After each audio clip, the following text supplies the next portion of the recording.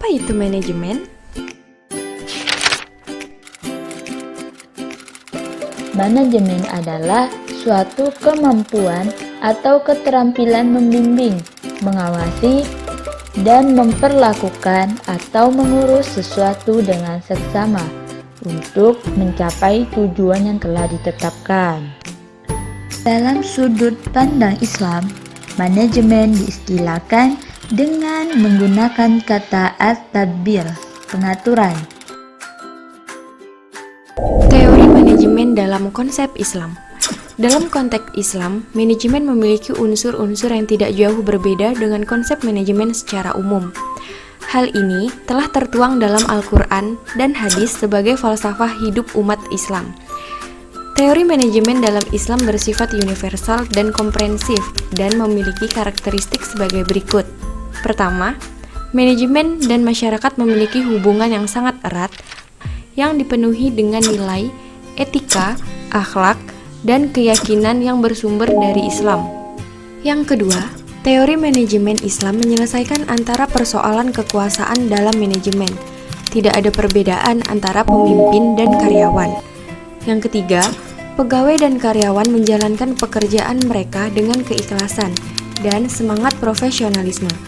Yang keempat, kepemimpinan dalam Islam dibangun dengan nilai-nilai musyawarah dan saling menasehati, serta para atasan bisa menerima kritik dan saran demi kebaikan masyarakat publik. Ini kita beralih ke fungsi manajemen dalam Islam. Yang pertama, perencanaan atau planning. Perencanaan adalah sebuah proses perdana ketika hendak melakukan pekerjaan, baik dalam bentuk pemikiran maupun kerangka agar menjadi tujuan yang hendak dicapai mendapatkan hasil yang optimal.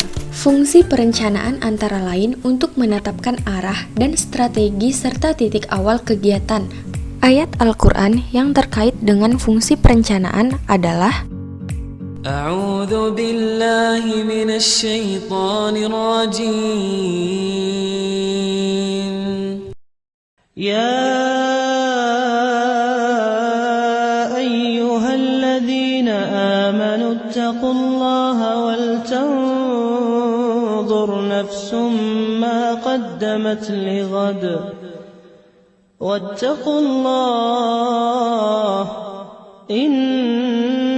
Allah khabirum bima ta'malun. Berdasarkan ayat Al-Quran tersebut, maka perencanaan yang baik dicapai dengan mempertimbangkan perencanaan dan kegiatan kondisi di waktu yang akan datang. Fungsi manajemen yang kedua yaitu pengorganisasian atau organizing. Pengorganisasian adalah proses mengatur, mengalokasikan dan mendistribusikan pekerjaan, wewenang, dan sumber daya di antara anggota organisasi. Menurut Terry, pengorganisasian merupakan kegiatan dasar dari manajemen dilaksanakan untuk mengatur seluruh sumber-sumber yang dibutuhkan termasuk unsur manusia, sehingga pekerjaan dapat diselesaikan dengan sukses. Organisasi lebih menekankan pada pengaturan mekanisme kerja. Proses organizing telah dicontohkan di dalam Al-Quran Surah Ali Imran ayat 103. Fungsi manajemen yang ketiga yaitu pelaksanaan atau executing. Pelaksanaan kerja merupakan aspek terpenting dalam fungsi manajemen karena merupakan pengupayaan berbagai jenis tindakan itu sendiri. Di dalam Al-Quran terdapat ayat yang memberikan pedoman dasar terhadap proses pembimbingan, pengarahan, ataupun memberikan peringatan dalam bentuk pelaksanaan ini, yaitu Quran Surah Al-Kahfi ayat 2. Fungsi manajemen yang keempat yaitu pengawasan atau controlling. Controlling atau pengawasan sering juga disebut pengendalian. Pengendalian adalah salah satu fungsi manajemen yang berupa mengadakan penilaian.